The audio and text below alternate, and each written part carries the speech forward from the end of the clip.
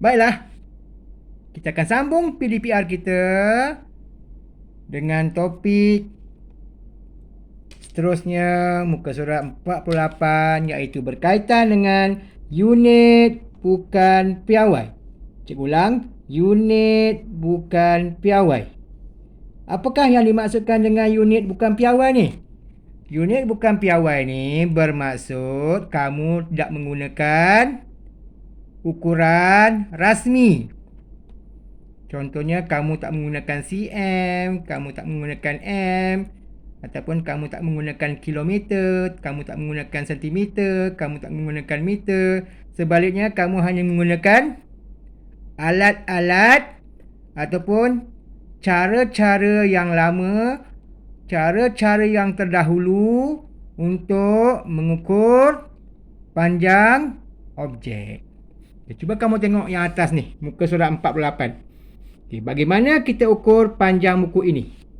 Kita ukur dari hujung ke hujung dengan pensel. So, budak ni menggunakan unit bukan piawai untuk mengukur panjang buku ini dengan menggunakan pensel. So, berapa pensel digunakan? 2 pensel. Selalunya, unit bukan piawai ni tak tepat sebab dia berubah-ubah. Sekarang ni kamu tengok, pensel ni pendek. Kalau pensel ni panjang. So, unit bukan piawai hanya digunakan untuk mengukur secara tidak rasmi. Ataupun dipanggil, kalau kita nak buat kerja, kita agak-agak. Okay, kita buat agak-agak ataupun anggaran. Okay, anggaran. Dia tak menggunakan ukuran rasmi. Dia tak menggunakan sentimeter, dia tak menggunakan meter, dia tak menggunakan kilometer untuk mengukur panjang objek. Okey, seterusnya. Yang kedua ni dia menggunakan apa? Dia menggunakan apa untuk mengukur panjang pensel warna? Dia menggunakan pemadam. Ini pemadam panjang. Kalau pemadam pendek dah tak sama ukuran dia kan? So, berdasarkan gambar ni dia menggunakan 4 pemadam. Okey. 4 pemadam yang ini. Bukan 4 pemadam yang lain. 4 pemadam yang ini. Kalau guna pemadam kamu mungkin dapat 3. Mungkin dapat 5. Jawapan ni tak sama. Okey. Kalau kamu menggunakan unit bukan piawai, jawapan kamu tak akan sama. Jawapan kamu ada yang berbeza-beza. Okay, seterusnya. Okay, jam ni. Kamu menggunakan 1, 2, 3, 4, 5, 6, 7 pemadam untuk mengukur panjang jam tangan yang ini. Okay, so yang mana lebih panjang? Jam tangan ke ataupun pensel?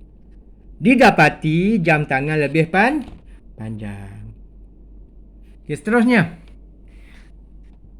Yang ini dipanggil jengkal. Apa tu jengkal? Jengkal tu maknanya ukuran dari ibu jari, ibu jari ke jari yang hujung ni. Nampak tak? Dari ibu jari macam ni. Hei. Dari sini ke sini kamu ukur macam ni. Kamu ukur macam ni.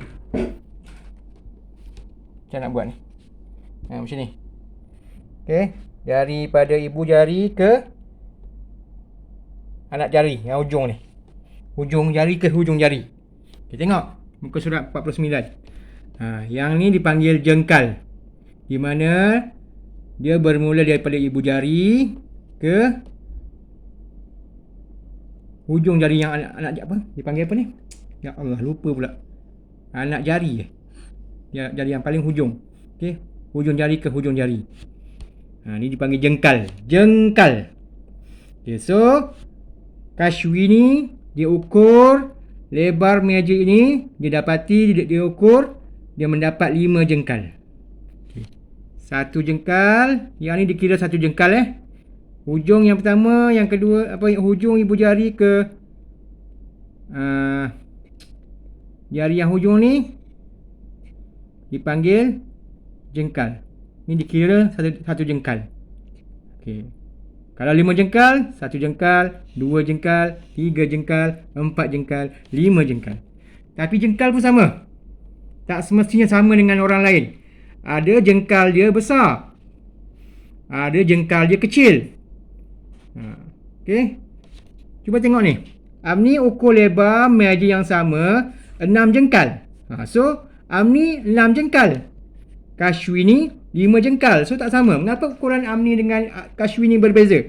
Sebab jari mereka mungkin tak sama panjang dia. Mungkin jari Kashwini kecil. Jari Amni ni besar sikit. So, bila besar sikit dia lebih panjang dia punya ukuran jengkal dia. So tak sama. So kalau nak buat agak-agak boleh, anggaran boleh. Kalau nak mengukur guna jengkal ni untuk anggaran boleh. Okey, langkah pula. Okey, langkah macam ni langkah. Okey, ni dikira satu langkah. Langkah, okey, satu langkah. Satu langkah, dua langkah, tiga langkah, empat langkah. So anggaran panjang tika ialah 4 langkah. Ni nama langkah tau, ukuran langkah. So langkah pun tak berapa tepat. So kalau kamu buat ukuran langkah pun ada yang tak sama. Ada yang langkah dia besar. Macam Cikgu Fazli langkah dia besar. Macam kamu langkah kamu kecil. So tak berapa tepat. Itu namanya unit bukan piawai. Okay, last sekali kita akan tengok depa. Depa bermaksud daripada hujung jari hantu tangan kanan hingga ke hujung jari hantu tangan kiri. Okey. Ni dipanggil satu depa. So, depa pun tak berapa tepat ukuran dia. Ada yang depa dia besar. Ada yang depa dia kecil. Bukan depa, depa. Dia panggil depa. Depa. Sebut depa. Depa. Satu depa. Okey. Okey, boleh. Okey, kenal pasti cara untuk ukur objek di sebelah. So, macam mana kamu nak ukur objek ni? Kamu nak menggunakan apa? Okey, nak menggunakan depa pun boleh. Nak menggunakan apa lagi? Jengkal pun boleh. Ni kamu nak menggunakan pemadam pun boleh. Yang ni pula kamu nak menggunakan apa? Ukuran bukan piawai. Nak menggunakan contoh jengkal pun boleh. Okey. So, tapi tak berapa tepat. So, lengkapkan. Nombor 2, lengkapkan. Tinggi tapuer sama dengan apa dia? Berapa kotak ni? So, kira. Berapa segi empat tepat? Segi empat sama. Tinggi tapuer sama dengan berapa segi empat sama? 1, 2, 3. So, 3 segi empat sama. Tinggi hamper sama dengan berapa segi empat sama? Okay, kira. 1, 2, 3, 4, 5. 5 segi empat sama. Tapuer lebih tinggi daripada botol air. Yang ni pula. Tapuer lebih tinggi ke? Lebih pendek ke? Ataupun sama tinggi? So, tapuer sama tinggi dengan apa ni? Jak air. Pun jak air apa? Bekas air. Okay, boleh? So, untuk PDPR kita pada hari ini, kamu hanya perlu tahu tentang ukuran bukan piawai. Di mana ukuran bukan piawai ni dia merupakan anggaran sahaja dan bukannya ukuran yang sebenar. Okey. Boleh? So, bila kamu dah tahun 2, kamu baru akan menggunakan unit piawai, di mana kamu akan menggunakan sentimeter, kamu akan menggunakan meter, kamu akan menggunakan kilometer. Kilometer tak. Kilometer kamu akan belajar tahun 3. Okey. So, cikgu rasa setakat itu sajalah pada hari ini.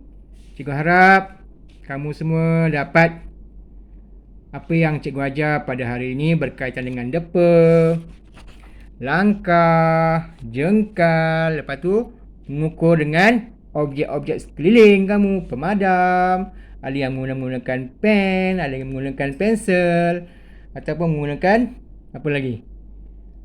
Pembaris tak boleh, itu ukuran piawai. Kalau kamu menggunakan pembaris, dan mendapatkan ukuran yang sebenar, dia merupakan piawai, menggunakan piawai. Okey, lepas tu kamu belajar tentang perkataan panjang, pendek, tinggi, rendah, dekat dengan jauh. So, setakat itu sajalah pada hari ini. Cikgu harap kamu dapat belajar dengan baik. Sekian, wabillahi taufiq wal hidayah. Assalamualaikum dan selamat sejahtera. Bye.